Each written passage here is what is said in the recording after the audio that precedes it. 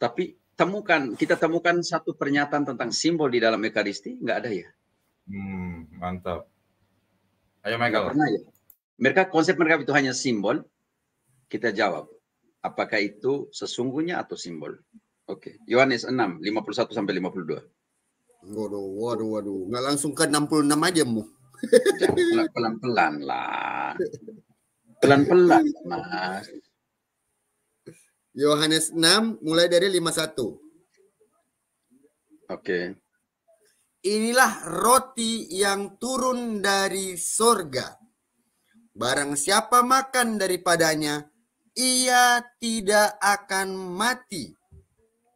Akulah roti yang turun dari sorga. Jikalau seorang makan dari roti ini, ia akan hidup selama-lamanya. Dan roti yang kuberikan itu ialah dagingku. Dan yang akan kuberikan untuk hidup dunia. Simbol? Daging mau, nggak ada simbol daging. SARS itu daging ya. Dalam SARS Yunani, SARS itu harus dikunyah. Gitu. Ini bukan dalam metaforik ya. Ini satu ayat-ayat yang Yohanes 9, Yohanes 6 itu bukan metaforik. Itu nyata loh. Itu harafiah juga, semua anak-anak kecil bisa mengerti lah. Penting ya. Roti. Dan inilah benar-benar dagingku. 53 sampai 56. 53 sampai 56. Maka kata Yesus kepada mereka, Aku berkata kepadamu, sesungguhnya jikalau kamu tidak makan daging anak manusia dan minum darahnya, kamu tidak mempunyai hidup di dalam dirimu. Barang siapa makan dagingku dan minum darahku, ia mempunyai hidup yang kekal, dan aku akan membangkitkan dia pada akhir zaman. Mo, kalau karena iman kita selamat, buat apa selamat kalau nggak bangkit lagi, Mo? Tetap mati, Mo.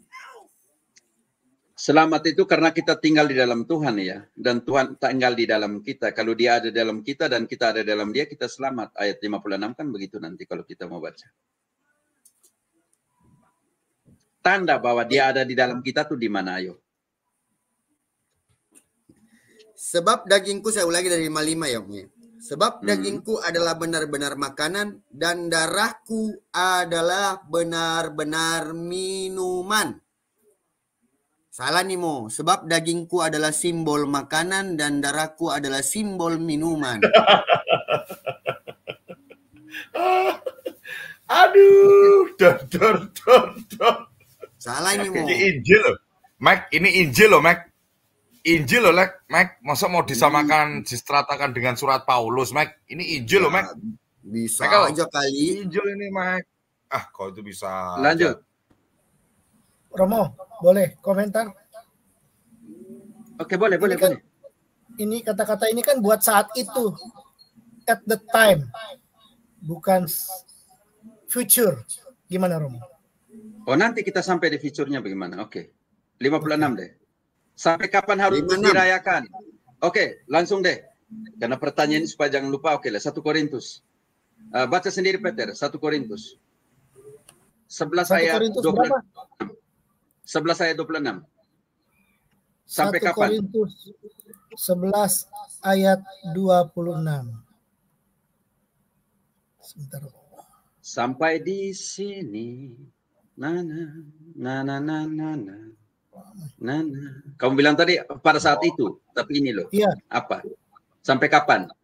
Iya, sebab setiap kali kamu makan roti ini dan minum cawan ini, kamu memberitakan kematian Tuhan sampai ia datang. Cakep ya. Bisa aja, Romo. Bisa gimana? Memang begitu memang. Kamu yang tanya. saudaraku, ini tidak membahasanya perpuluhan, ini sekarang membahas kaitan ekaristi, saudaraku. Sekarang saudaraku, di tempat saudaraku simbol atau betul-betul kehadiran nyata atau konsubstansiasi. Kalau Kristen mula-mula gereja perdana itu namanya transubstansiasi. Itu berbeda dengan konsepnya Luther, konsubstansiasi. Beda lagi konsepnya si tukang ketik Johannes Calvin. Simbol. Calvin mengatakan apa? Ekaristi penyembahan berhala loh. Lah, saudara sekarang di rootnya mana? Rootnya Luther atau Calvin? Atau Anabaptis? Nah, itu dicari dulu ya. Silakan Mo. Oke. Jadi nih. Oke, 56 deh. Ya, 56. Tapi sebelumnya ada yang nanya, kenapa saya nggak dikasih cawan? Nah, ini akun ini saya tahu nih siapa. Ya, masih mending nggak dikasih cawan daripada nggak didapat satu pun. Daging enggak, darah enggak. Cuman simbol. Nyembah berhala jadinya. Lanjut. 56. Barang siapa makan dagingku dan minum darahku, ia tinggal di dalam aku dan aku di dalam dia. Sama seperti Bapa yang hidup mengutus aku. Ya, itu sudah 57. Itu sudah 57. 56 dulu. Sebentar. Ya. 56. Aku ada di dalam dia. Makan dagingku, aku ada di dalam dia dan dia ada di dalam aku. Ya, betul. Wow. Bagaimana supaya tahu bahwa dia ada di dalam kita? Terima daging dan darahnya, Mo. Ini penting sekali untuk supaya tahu bahwa dia ada di dalam kita dan kita ada di dalam dia dengan cara seperti apa, Mas? Halo? Dengan terima daging dan darahnya dalam bentuk ekaristi. Oke, sandingkan deh, tolong. Yohanes 15. Masih ingat itu ranting kan? Dan pohon kan? Dan pokok anggur Ya. tidak bisa dipisahkan. Oke. 15. Yohanes 15 ayat 5 ya. Coba. Yohanes 15 ayat 5. Akulah pokok anggur dan kamulah ranting-rantingnya. Barang siapa tinggal di dalam aku dan aku di dalam dia, ia berbuah banyak. Sebab di luar aku kamu tidak dapat berbuat apa-apa. Peter, barang siapa tinggal di dalam aku dan aku di dalam dia. Dengan tahu cara seperti apa bahwa dia tinggal di dalam kamu dan kamu di dalam dia. Dengan apa tahu caranya?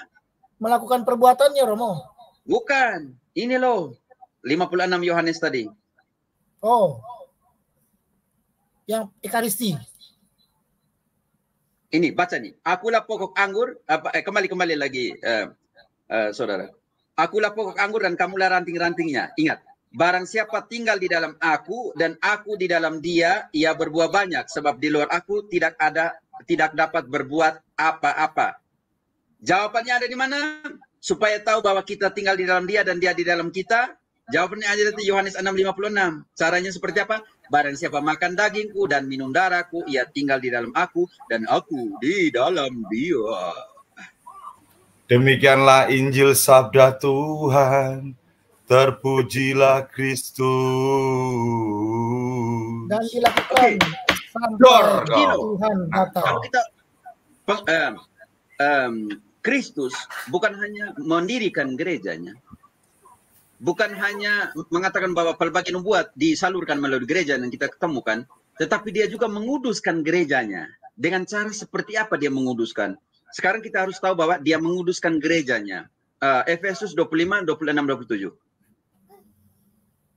Nanti kita lihat pengudusan itu dengan cara seperti apa. Hai suami, saya bacain Romo. Efesus 5 ayat 25. Hai suami, kasihilah istrimu sebagaimana Kristus telah mengasihi gereja dan telah menyerahkan dirinya baginya. Tahan. Untuk menyerahkan diri baginya. Makanlah dan minumlah, inilah tubuhku. Menyerahkan diri baginya. Menguduskannya sesudah ia menyucikannya dengan memandikannya dengan air dan firman. Oke, tahan di situ. Bagaimana tahu bahwa pengudusan itu lewat mana? Penyerahan diri Yesus ke gerejanya lewat mana? Ini penting. Sandingkan Ibrani 10:10. Melalui apa dia menguduskan gerejanya?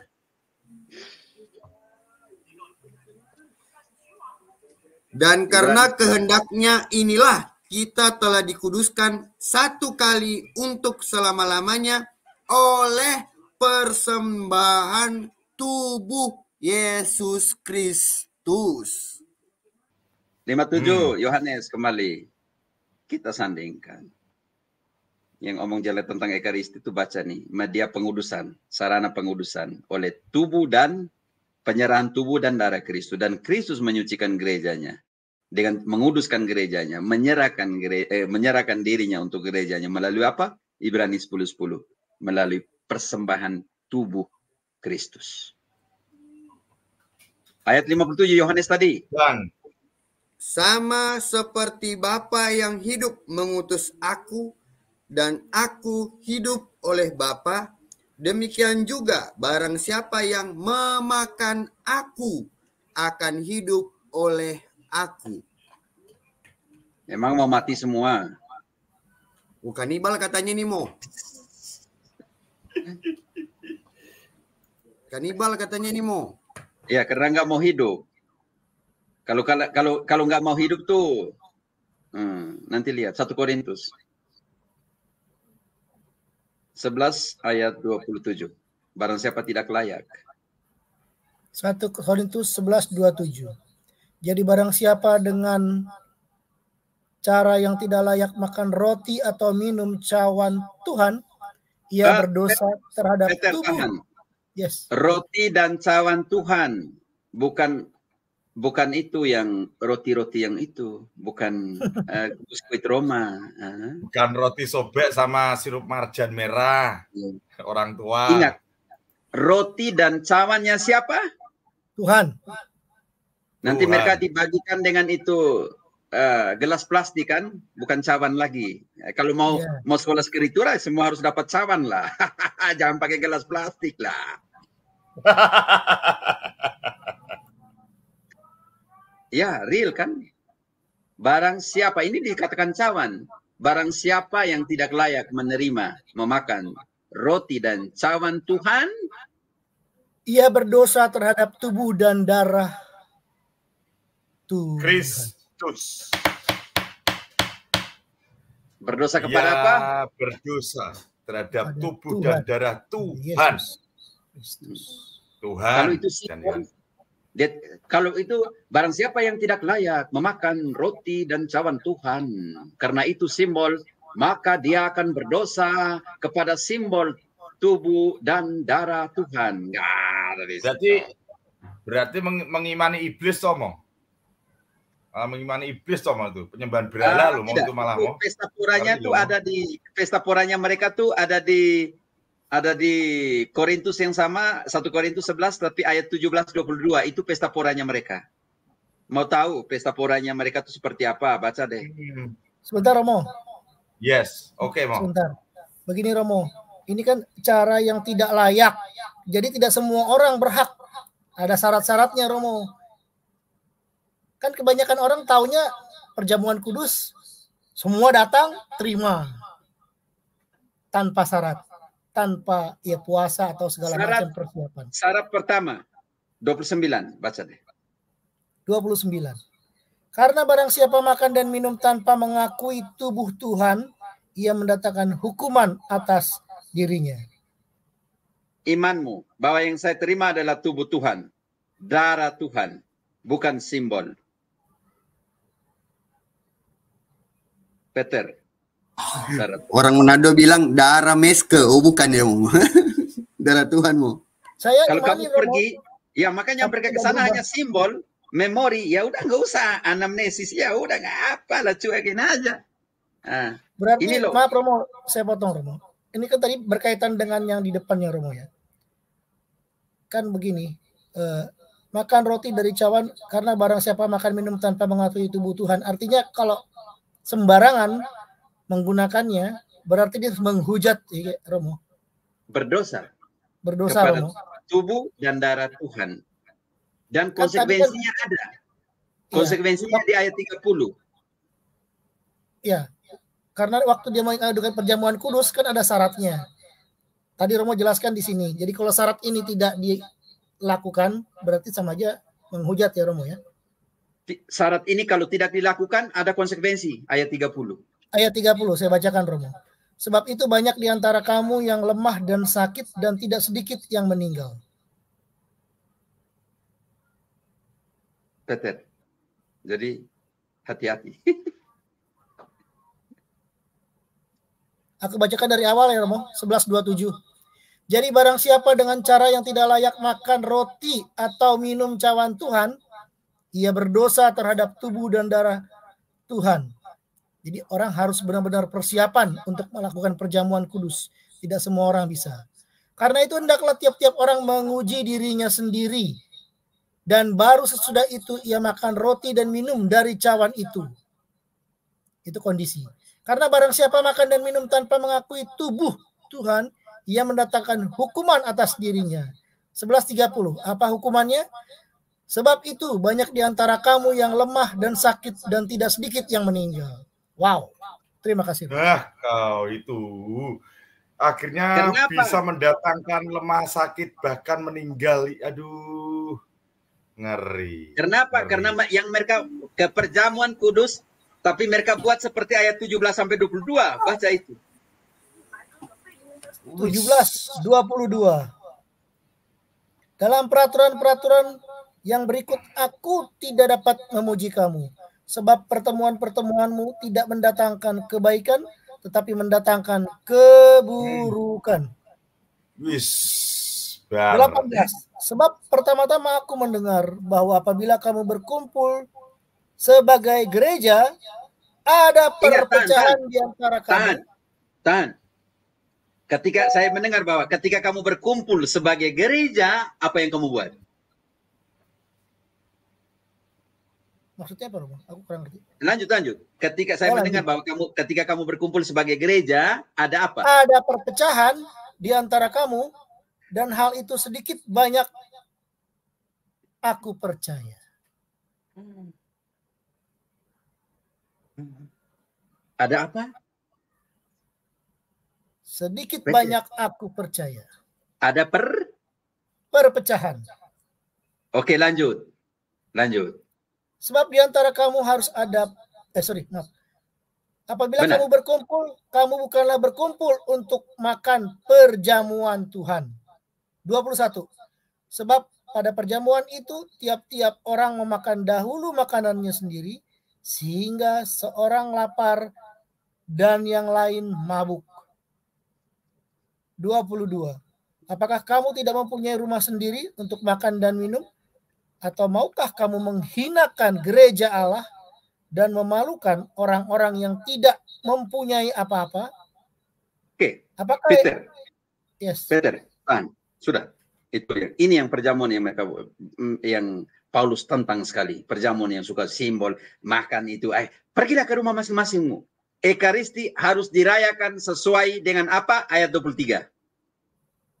Sebab apa yang telah kuturuskan kepadamu telah aku terima dari Tuhan, yaitu bahwa Peter. Ekaristi yang sebenarnya harus dirayakan dengan cara seperti ini. Yang aku teruskan kepada kamu adalah yang saya terima dari Tuhan. Pertanyaan saya, Paulus tidak berada di perjamuan malam terakhir. Korintus ditulis tahun 50, artinya sudah sekitar 17 tahun ya. Ya, 17 tahun setelah Yesus sudah ke surga. Ini yang tradisi yang kita namakan, yang saya teruskan adalah yang saya terima dari Tuhan. Yang saya teruskan adalah yang saya terima dari Tuhan. Tapi kok kamu nggak ada di situ? Ya udah, ada para rasul yang ada di sini yang meneruskan. Tapi saya meneruskan itu kepada kamu, apalah yang saya terima dari Tuhan. Inilah Ekaristi yang harus dirayakan, adalah yang saya teruskan kepada kamu, adalah yang saya terima dari Tuhan pada malam, lanjut. Perjamuan kudus. Yaitu bahwa Tuhan Yesus pada malam waktu ia diserahkan mengambil roti. Lanjut. Dan sesudah itu ia mengucap syukur atasnya, ia memecah-mecahkannya dan berkata, inilah tubuhku yang diserahkan bagi kamu. Perbuatlah ini menjadi peringatan akan daku. Lanjut dengan piala.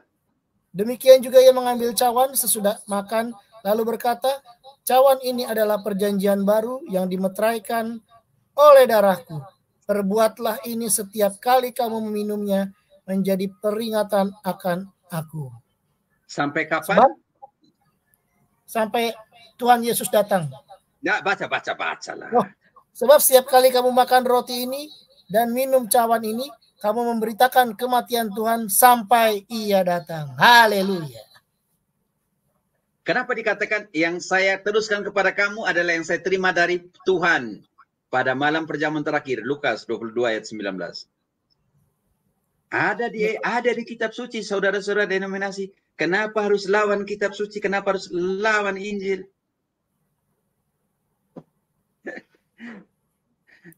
Ayo, Lukas 22 19. Ya, sebentar, Romo. Lukas 22 ayat 19.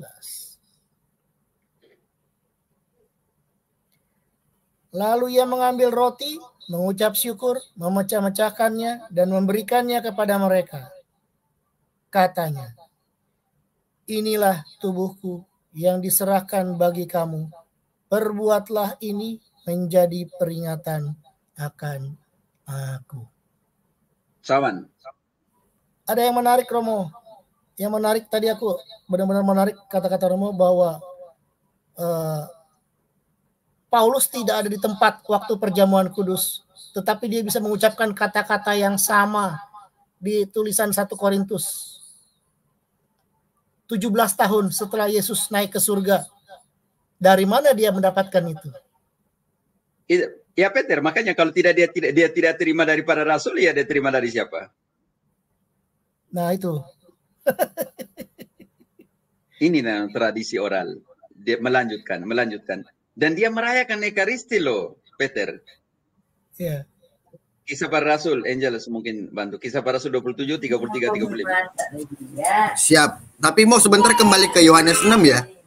Ya soalnya belum masih banyak masih banyak yang 66 belum selesai.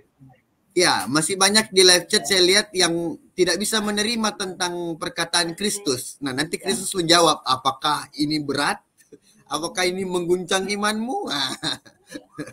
Ya, maksudnya ini penting. Ini penting bukti bahwa Paulus merayakan Ekaristi. Kisah para Rasul 27, 33, 35. Ketika hari menjelang siang, Paulus mengajak semua orang untuk makan. Katanya, sudah 14 hari lamanya kamu menanti-nanti saja, menahan lapar dan tidak makan apa-apa. Angels, bayangkan 14 hari tidak makan loh.